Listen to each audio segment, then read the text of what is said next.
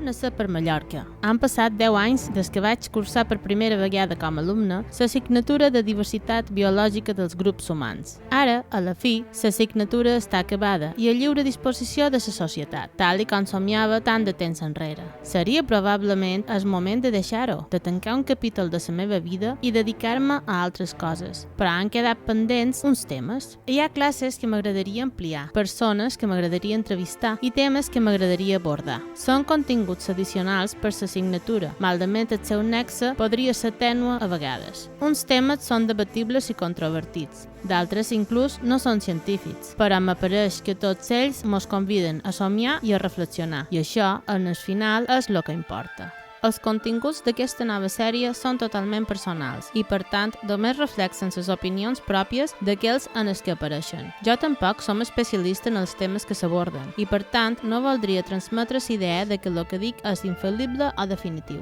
Per al contrari, en els pròxims capítols me vull acostar a la frontera dels meus coneixements i sospesar allò que podria quedar més enllà. L'antropologia, al cap i a la fi, no és exclusivament una disciplina biològica i a l'ésser humà se'l pot estudiar de moltes maneres. Me vols acompanyar en aquesta recerca de nous horitzons? Au, anem!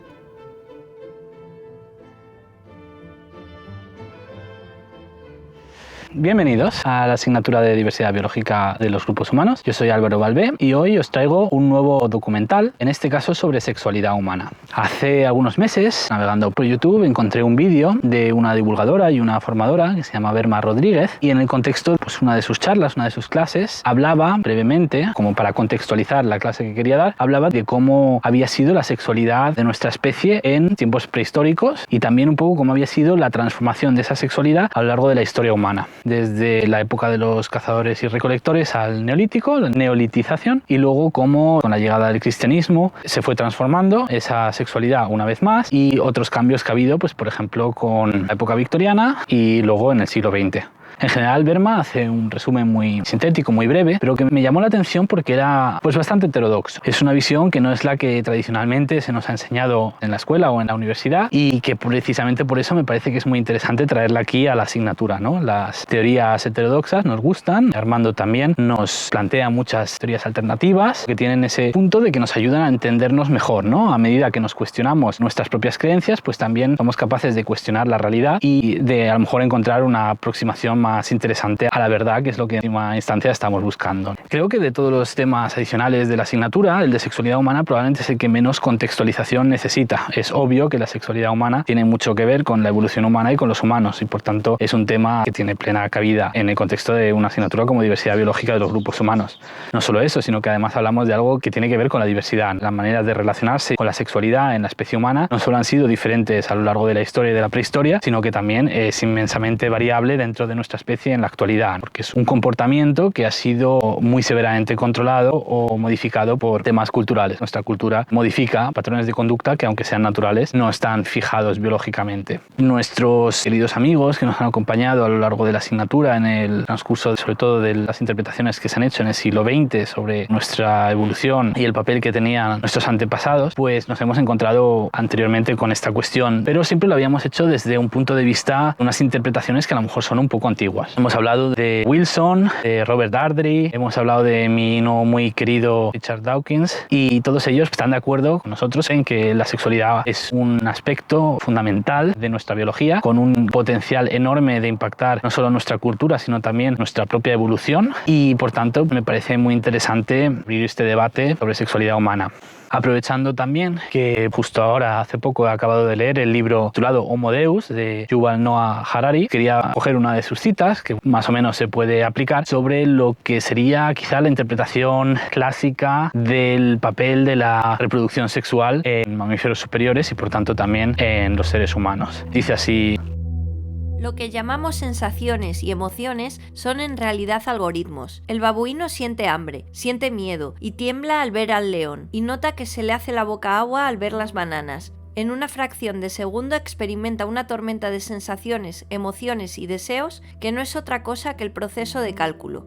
Para transmitir genes a la siguiente generación no basta con solucionar problemas de supervivencia. Los animales tienen que resolver a sí mismos problemas de reproducción y, también en esto, todo depende de calcular probabilidades. La selección natural ha hecho evolucionar pasión y repugnancia como algoritmos rápidos para evaluar las probabilidades de reproducción.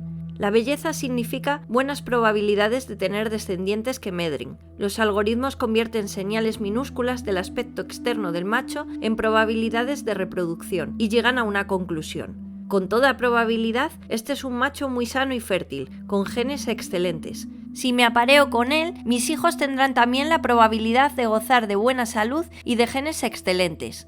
Obviamente, esta conclusión no se manifiesta en palabras o números, sino en la ardiente comezón de la atracción sexual. Las pavas reales y la mayoría de las mujeres no hacen estos cálculos con lápiz y papel, simplemente los sienten. Bueno, como el lector podrá imaginar, pues este texto de Harari es bastante conservador, bastante tradicional en este aspecto. Sin embargo, cabe preguntarse qué sabemos realmente de la reproducción humana y de la sexualidad humana, concretamente de la sexualidad, que quiere decir de la manera de vivir esa sexualidad, que es la que luego permite la reproducción, pero que son dos cosas diferentes. Por poner un ejemplo, la sexualidad en algunos mamíferos es muy diferente a la nuestra, con unos periodos de apareamiento muy claros y biológicamente determinados, cosa que en nuestra especie no existe. Nuestra especie es siempre sexualmente activa, siempre sexualmente receptiva, no hay un periodo de apareamiento concreto y por tanto está abierto a esa modificación cultural. La exposición que hace Verma he querido recogerlo para presentarlo aquí porque me parece un debate muy interesante y sobre todo lo que me interesa más es ese contraste de cómo era la sexualidad en el Paleolítico comparado con todo lo demás. Entonces me parecía muy interesante traeros estas opiniones y nada, os dejo con ellas para que les echéis un vistazo. Hola a todos y todas, yo soy Verma Rodríguez. Desde hace 10 años que empecé y continué investigando y formándome en diferentes herramientas terapéuticas y energéticas también, como la psicoterapia transpersonal, el reversing, el reiki, consciencia emocional y niño interior, y sobre todo continué formándome en tantra, que no es una terapia como tal, pero para mí sí que es profundamente terapéutico.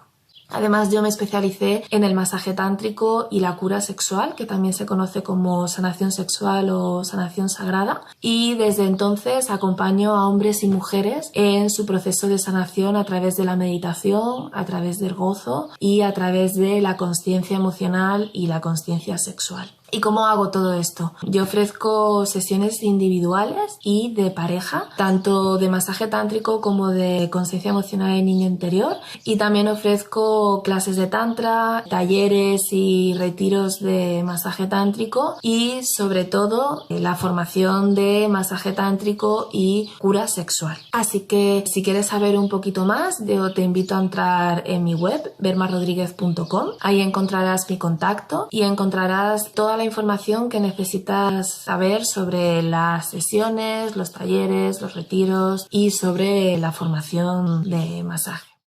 Me gustaría hacer un breve repaso sobre la historia de nuestra sexualidad como humanidad. Me parece importante que para entender hacia dónde vamos, conozcamos de dónde venimos, ¿no? Y cuál es nuestro pasado. Entonces, a pesar de lo que la ciencia y la religión han dicho durante siglos sobre la sexualidad en la antigüedad, la realidad es que la sexualidad en la prehistoria no era una sexualidad primitiva, agresiva y de dominación del hombre sobre la mujer. Cada vez más historiadores apoyan la teoría y demuestran, ¿no?, con estudios, hay algunos libros escritos, de que la sexualidad en la prehistoria era bastante amorosa. Se practicaba el sexo en grupo, así que la monogamia tal y como conocemos hoy en día es una invención bastante moderna.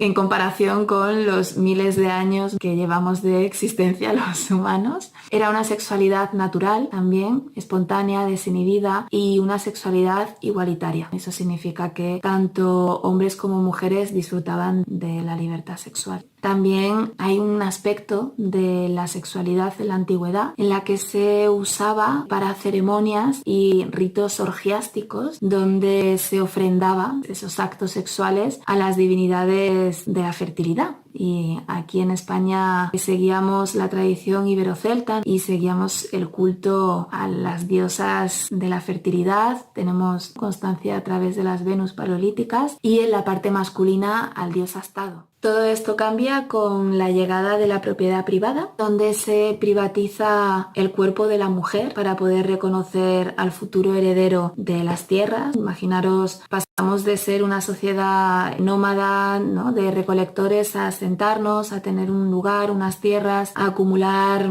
cosas. Y yo como hombre, para asegurarme que ese hijo es mío, la solución es de alguna manera privatizar también el cuerpo de la mujer, reprimiendo su sexualidad, reprimiendo sus libertades, y también surge el matrimonio. Y todo esto además se endurece bastante la represión sexual con la llegada del cristianismo. Durante siglos, poco a poco, se fue endureciendo esta represión sexual, tanto para hombres como para mujeres. Y es verdad que había la población o el populacho, todas estas ideas religiosas durante muchos siglos se lo pasaron un poco por el forro y tenían sus escarceos y no estaba del todo mal visto.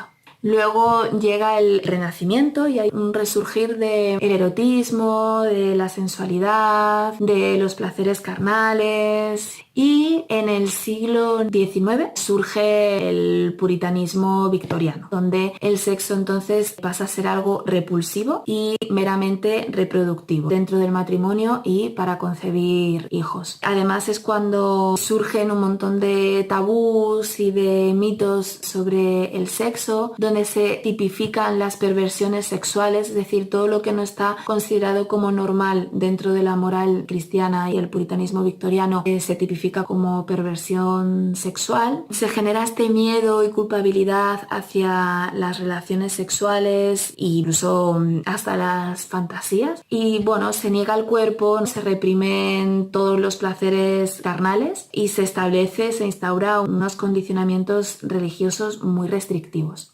Tan restrictivos que en el siglo XX, la década de los años 20, surge lo que se conoce como la reforma sexual, gracias a algunos sexólogos, naturistas. En aquella época también surge Freud, hablando de la represión sexual. Aparece también Wilhelm Reich, hablando de la función del orgasmo. Y como que poquito a poco empieza a haber una apertura hacia el mundo sexual y la sexualidad. Hasta ha llegado, por supuesto, los 60, es la revolución sexual, donde sí hay como un gran destape, ¿no?, y una gran revolución sexual para hombres y para mujeres, pero sobre todo está la gran liberación de la mujer. Entonces, en aquella época surgen también métodos anticonceptivos y el sexo pasa a ser algo también recreativo. Y desde entonces, desde los años 60, han pasado 60 años, cada vez hemos salido más del ostracismo religioso, nos vivimos la sexualidad de una forma libre, bastante libre. Y fijaros, porque pasamos de una represión sexual extrema a una liberación sexual extrema también, donde se banaliza el sexo y donde tampoco hay mucha conciencia de cómo y con quién comparto mi cuerpo, comparto mi energía y comparto mi intimidad sexual. Yo siento que de alguna manera hemos pasado de mucha represión a mucha libertad y que en algún punto tenemos que encontrar un equilibrio, porque si hay mucha represión sexual, obviamente, ¿no?, surge una obsesión por algo que me están prohibiendo, pero si hay una libertad sexual tan extrema, yo lo que siento es como que hay que ser muy liberal sexualmente y hay que hacer mucho y disfrutar mucho y practicar sexo 3 veces a la semana, y si no lo practicas es que algo anda mal y hay que arreglarlo, y entonces se convierte también en una obsesión. El caso es que en ninguno de los extremos, ni en la represión ni en la libertad sexual absoluta, la sexualidad pasa a ser algo natural, que es como debería ser. Y yo os quiero leer un texto de Osho. Habla sobre las figuras grabadas en los templos tántricos de Khajuraho. Para quien no lo conozca, son figuras esculpidas en posturas sexuales, practicando relaciones sexuales, y hay muchas, hay cientos. Y Osho, en un texto de un libro suyo, dice sobre estas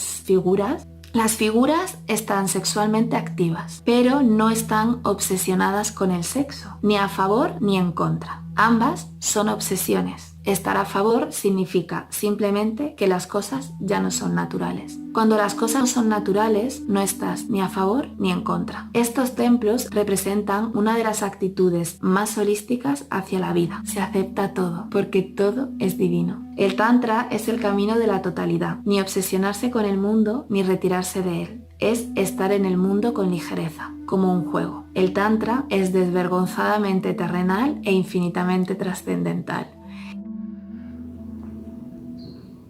Bueno, como decía, es comprensible esta interpretación, digamos, más biologicista o más determinista de la reproducción humana, teniendo en cuenta de dónde viene la trayectoria científica en relación a este análisis. O sea, tenemos que entender que las primeras interpretaciones que se hicieron sobre la sexualidad humana pues vienen de analizar la reproducción humana en términos de la selección natural, donde se hacía hincapié en el éxito reproductivo individual. Claro, es normal que este análisis surja en una sociedad que es industrial, porque la monogamia es lo típico de las sociedades agricultoras. Entonces hay que entender que lógicamente pues se han focalizado en analizar la sexualidad humana desde esa perspectiva, de esa dicotomía entre monogamia o poligamia, y en todo caso añadiendo los tintes a la interpretación en relación a la infidelidad dentro de la pareja. Pero a mí este análisis me parece pues profundamente erróneo, muy anticuado, ¿no? Está caduco, porque ¿de dónde sacamos la conclusión de que antes de la revolución neolítica los seres humanos que eran cazadores recolectores y vivían en tribus pequeñas iban a estar controlando la reproducción de sus miembros y sobre todo estableciéndose en parejas monógamas, cuando los grupos pues tenían un tamaño variable y siempre cambiante? Es algo que simplemente parece, a mi entender, un error de bulto, que una vez más es muy típico de los científicos del siglo XX y que hemos analizado a lo largo de la asignatura de diversidad biológica de los grupos humanos.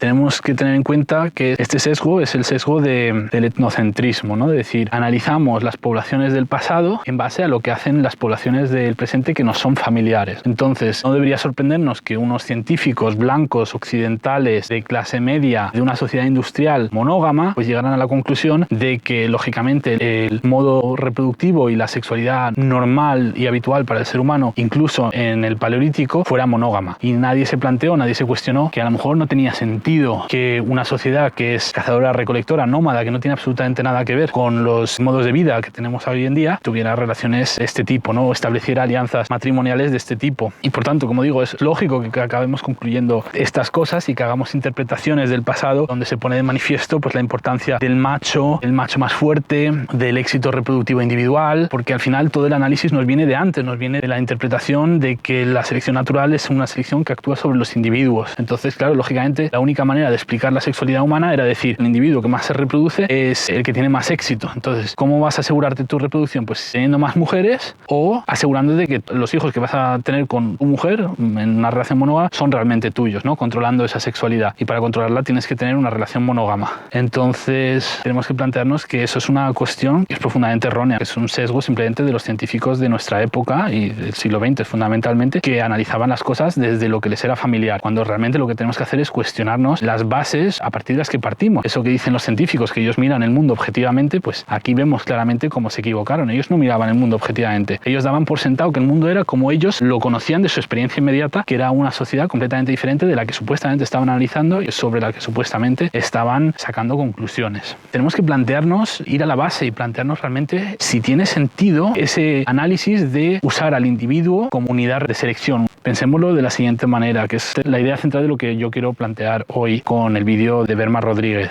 Y es que en una época donde la humanidad estaba muy dispersa, con una densidad de población muy baja, como digo, donde no se produce un excedente, porque no se produce, se vive de lo que la tierra da de natural, ¿no? De caza y de recolección, de buscar alimento que estacionalmente aparece, como los frutos o las hortalizas. Entonces, las tribus tienen que cooperar. La unidad de selección tiene que ser la tribu. O la tribu al completo tiene éxito o la tribu al completo se muere. No puede ser que un individuo sea el que más aporte a la tribu y que él solo pueda sobrevivir al margen de la tribu y que pueda permitirse tener más esposas y monopolizarlas. Esa cooperación es necesaria. Estamos hablando de cazadores. Los cazadores cazaban en grupo y cazaban además animales que requerían una cooperación para ser cazados. Un cazador individual, por muy fuerte y muy macho alfa que sea, nunca va a cazar un mamut él solo. Pero si no hay una cooperación en todos los sentidos, ¿por qué iban a compartir? O lo comparten todo o no lo comparten nada, y sobre todo cuando no hay propiedad privada. ¿Cómo puede ser que yo en una tribu donde estoy contribuyendo lo mismo vaya a permitir que el jefe de la tribu tenga más mujeres o que como él tiene más mujeres yo no tenga acceso a ninguna mujer. Eso no tiene ningún sentido. Eso son ideas, son conceptos, son análisis que tienen sentido solo a partir de la neolitización, cuando aparece por primera vez la gran desigualdad entre diferentes estamentos sociales, donde un faraón puede tener todas las mujeres que quiera porque monopoliza todos los excedentes que produce la gran mayoría de la gente.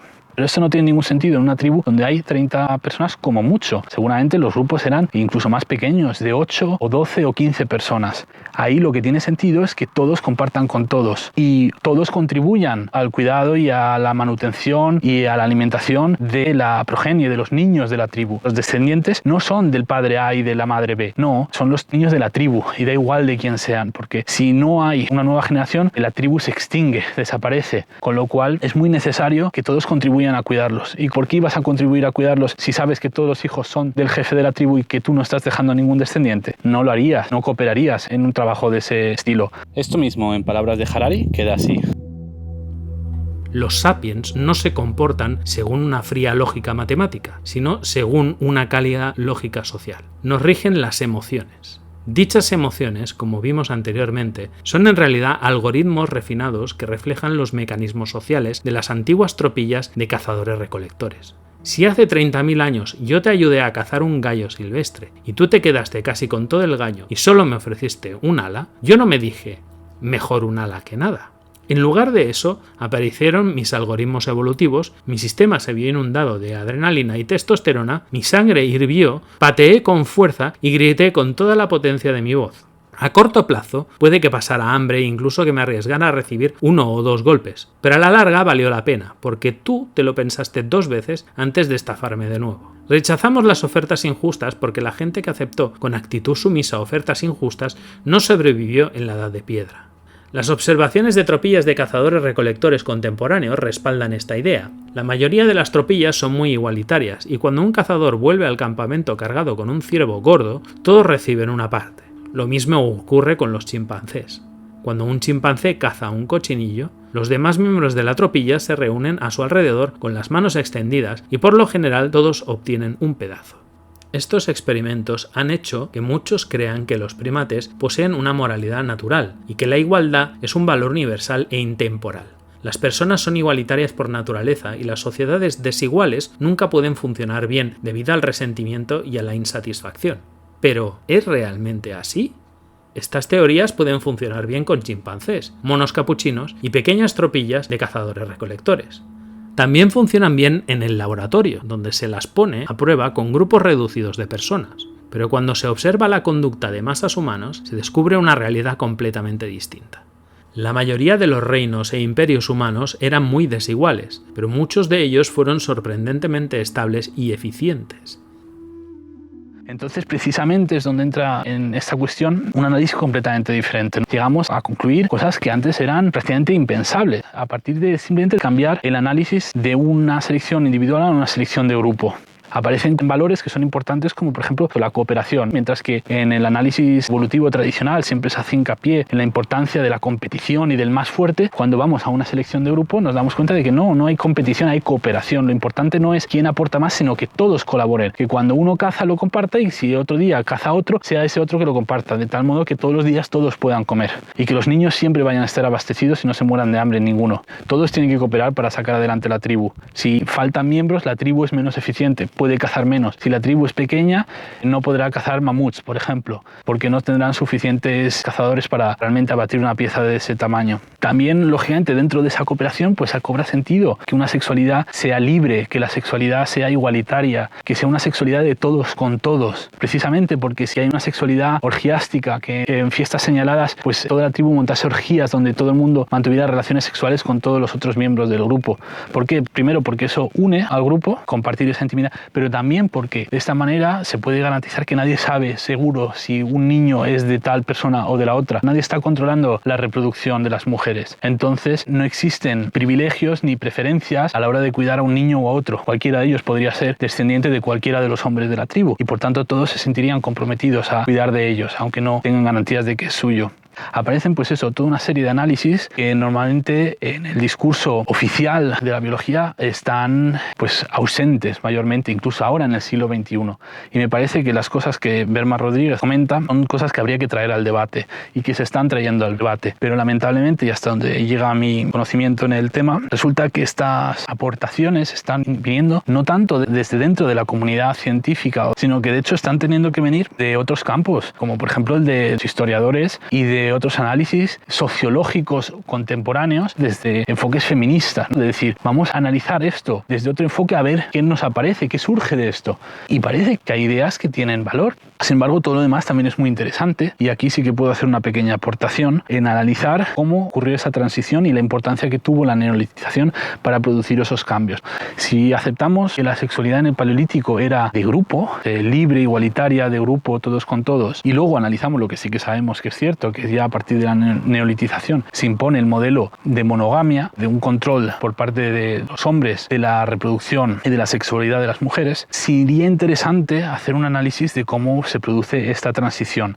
Y de eso en realidad creo que también hemos hablado relativamente poco en la asignatura. En la asignatura hemos hablado fundamentalmente del deterioro en la salud que supuso pasar de la vida de cazador-recolector a la vida de agricultor y de ganadero. ¿Por qué? Porque supone un desgaste, un trabajo mucho más intenso para las pocas calorías que se están obteniendo. Es cierto que se obtienen más calorías, es cierto que existe un suministro mucho más controlado y estable a lo largo de todo el año, que ya no se está a la merced de la suerte y de la temporalidad. Se gana independencia de la naturaleza, pero a costa de que de un trabajo muy pesado, de deslomarse a 40 grados bajo el sol de justicia, arando un campo. Y esto no es un cambio que se produzca de la noche a la mañana, es un cambio que requiere cambio de mentalidad. Cuando hice el documental sobre la conquista de América, uno de los temas que me llamaron la atención es lo difícil, por no decir imposible, que fue que los indios de las praderas, que eran cazadores y recolectores, se neolitizasen. Es decir, los hombres blancos en Estados Unidos llegaron y les dijeron, mira, os vamos a poner en las reservas y os vais a dedicar a vivir como personas civilizadas. Vais a cultivar vuestros campos, vais a arar vuestros campos y vais a producir vuestra propia comida. Pues no lo consiguieron. La mayoría de estas tribus supuso una destrucción de su modo de vida y por tanto fue una aniquilación total de su cultura. No acabaron todos metidos en el alcoholismo solamente porque tuvieran predisposición genética al alcoholismo, ¿no? Es que supuso una ruptura de todos sus valores. Ellos no querían, les quitaron su libertad, les obligaron a ser algo que no querían ser. Y eso a pesar de que en teoría podrían haber copiado el modelo. Ellos tenían un modelo que eran europeos que ya llevaban miles de años siendo agricultores y ganaderos y podrían haberlo copiado, habría sido fácil adaptarse, no tenían que inventar nada, estaba todo inventado. Sin embargo, a mí me gusta poner de manifiesto lo radical que fue aquella revolución, la revolución neolítica, es decir, concebir la idea de que en vez de estar como cualquier otro animal en la naturaleza de aquí para allá, que prácticamente ninguno es sedentario, todos son más o menos nómadas, pasar a quedarse en un sitio para todo el año, siempre, ¿no? Ese cambio de mentalidad fue enorme, por tanto también se explica que tuviera consecuencias en todos los aspectos de la cultura humana y por tanto también necesariamente tuvo que impactar en la sexualidad humana, tuvo que tener un impacto enorme, un cambio total de paradigma de la sexualidad humana. Y encontré un texto en el libro de Homo Deus de Harari, que aunque él hablaba de otras cosas, hablaba de religiones, pero planteaba un poco ese cambio de mentalidad dentro del contexto de la religión y me parece que sería una analogía interesante y por eso la quiero traer aquí para cimentar un poco el debate, para dar algún tipo de fundamento a lo que estoy diciendo. Esto lo describe mejor en el texto y os dejo con la lectura. La evidencia antropológica y arqueológica indica la probabilidad de que los cazadores-recolectores arcaicos fueran animistas. Creían que no había una separación esencial entre los humanos y los demás animales. El mundo, es decir, el valle en cuestión y las cordilleras que lo rodeaban, pertenecía a todos sus habitantes y cada uno de ellos seguía un conjunto de reglas comunes. Dichas reglas implicaban una negociación incesante entre todos los interesados. La gente hablaba con los animales, los árboles y las piedras, así como con hadas, demonios y fantasmas. De esta red de comunicaciones surgían los valores y las normas que obligaban por igual a humanos, elefantes, robles y espectros. La visión animista del mundo guía todavía a algunas comunidades de cazadores-recolectores que han sobrevivido hasta la Edad Moderna. Estas actitudes animistas sorprenden, por extrañas, a mucha gente de países industrializados. La mayoría vemos a los animales como seres esencialmente diferentes e inferiores. Ello se debe a que incluso nuestras tradiciones más antiguas se crearon miles de años después del final de la era de los cazadores-recolectores. El Antiguo Testamento, por ejemplo, fue escrito en el primer milenio antes de Cristo, y sus relatos más antiguos reflejan las realidades del segundo milenio. Pero en Oriente Medio, la época de los cazadores-recolectores concluyó más de 7000 años antes. Por ello, nos sorprende que la Biblia rechace las creencias animistas y que su único relato animista aparezca justo al principio, como una terrible advertencia. La Biblia es un texto extenso, está repleto de milagros, prodigios y maravillas. Pero la única vez en que un animal inicia una conversación con un humano es cuando la serpiente tienta a Eva a comer el fruto prohibido del saber. El asna de Balaam también pronuncia algunas palabras, pero simplemente está transmitiendo a Balaam un mensaje de Dios. En el jardín del Edén, Adán y Eva vivían como recolectores. La expulsión del Edén tiene una semejanza asombrosa con la revolución agrícola. En lugar de permitir a Adán que siguiera recolectando frutos silvestres, un Dios colérico lo condena: con el sudor de tu rostro comerás el pan. Quizá no sea una coincidencia, pues, que los animales bíblicos hablaran con los humanos solo en la era preagrícola del Edén. ¿Qué lecciones extrae la Biblia de este episodio? Que no debemos escuchar a las serpientes y que por lo general es mejor evitar hablar con animales y plantas. Ello no conduce más que al desastre. Pero el relato bíblico tiene capas de sentido más profundas y antiguas. En la mayoría de los lenguajes semíticos, Eva significa serpiente, o incluso serpiente hembra. El nombre de nuestra madre bíblica ancestral esconde un arcaico mito animista, según el cual las serpientes no son nuestros enemigos, sino nuestros ancestros. Los autores del libro del Génesis podrían haber conservado un vestigio de las creencias animistas arcaicas en el nombre de Eva, pero tuvieron gran cuidado de esconder todas las demás trazas. El Génesis dice que, en lugar de descender de serpientes, los humanos fueron creados por obra divina a partir de materia inanimada. La serpiente no es nuestro progenitor, nos seduce para que nos rebelemos contra nuestro Padre Celestial. Mientras que los animistas consideraban a los humanos un animal más, la Biblia asegura que son una creación única, y cualquier intento de reconocer el animal que hay en nuestro interior niega el poder y la autoridad de Dios. De hecho, cuando los humanos modernos descubrieron que en realidad evolucionaron a partir de reptiles, se rebelaron contra Dios y dejaron de escucharle, o incluso de creer en su existencia. Pues fue capaz incluso de cambiar completamente la cosmovisión de aquellas personas. O sea, pasaron de tener un entendimiento religioso, ¿no?, que es al final el mito que nos construimos para entendernos en el mundo, para movernos en el mundo, construimos un mito. Entonces, ese mito era incapaz de adaptarse al nuevo modo de vida sedentario. ¿Y qué hicieron los humanos? Pues no se quedaron con lo antiguo, sino que inventaron todo un nuevo panteón de dioses, inventaron un nuevo sistema religioso completo. Pasamos de tener unas religiones animistas, donde todos los seres de la naturaleza tienen su papel y son más o menos igual de importantes, a un sistema monolítico, monoteísta, donde hay un dios verdadero o como mucho un grupo de dioses y que son los que controlan todo. Mientras que antes incluso los elementos, la tormenta, era un espíritu, la naturaleza, cada cosa tenía su papel y su rol activo. Cuando llegamos a la transición, al neolítico, pasan a ser los dioses los que controlan la naturaleza. Y los animales además desaparecen de tener esa voluntad, que es lógico porque los estamos domesticando. Ya no puede ser un igual con nosotros, ya no podemos considerar que el lobo es un cazador igual de válido que nosotros y que somos hermanos en la naturaleza, hermanos cazadores, sino que ahora el lobo es un perro salvaje que hay que matar porque nos está quitando el ganado. Tenemos que deshumanizarlo. Y con esta lectura, en principio, acaba lo que yo quería contar en este pequeño documental. Como digo, es más bien una excusa para presentar el argumento que Berman, de manera tan sucinta, tan gráfica, nos es capaz de transmitir. Creo que lo hace muy bien y por eso lo quería traer para reflexionar sobre esta cuestión.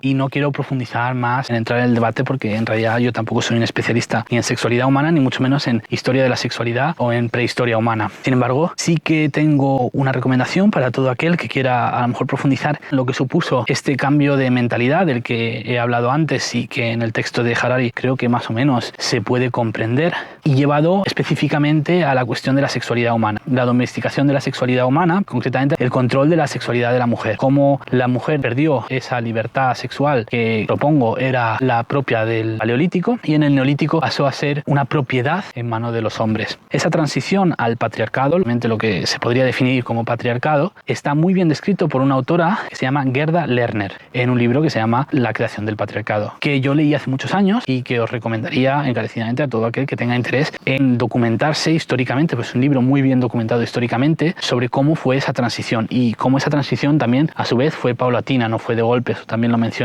Verma en su intervención, de cómo paso por paso a la mujer se la fue cosificando, se fue instrumentalizando su sexualidad, su capacidad de reproducción, de cómo al aparecer la propiedad privada apareció también la posibilidad de herencia y cómo esta era importante que fuera dentro de la familia. ¿Y cómo asegurar que el descendiente, el heredero, es realmente un pariente genético? Pues la única manera de hacerlo es controlando la sexualidad humana y eso, en cuanto el sistema lo permitió, los hombres aprovecharon para subyugar a la mujer y someterla a los dictados de los hombres. Entonces, no solo este libro hace esa descripción histórica magnífica a lo largo de todo lo que es la historia antigua, a partir del momento donde tenemos algún tipo de evidencia histórica. Hablamos sobre todo de las civilizaciones sumerias, Egipto, es a partir de ahí donde se mueve Gerda Lerner para su análisis. Y la gran incógnita, que simplemente dejo como una posible reflexión, es qué es lo que realmente existió en el Paleolítico. Si con la aparición de la revolución neolítica fue cuando apareció el patriarcado, ¿quiere eso decir que antes lo que teníamos era un matriarcado? ¿Y qué es un matriarcado realmente? Lo voy a dejar ahí para que cada cual pueda reflexionar al respecto y espero que os haya resultado interesante y que os animéis a investigar más esta cuestión. Hasta luego y muchas gracias.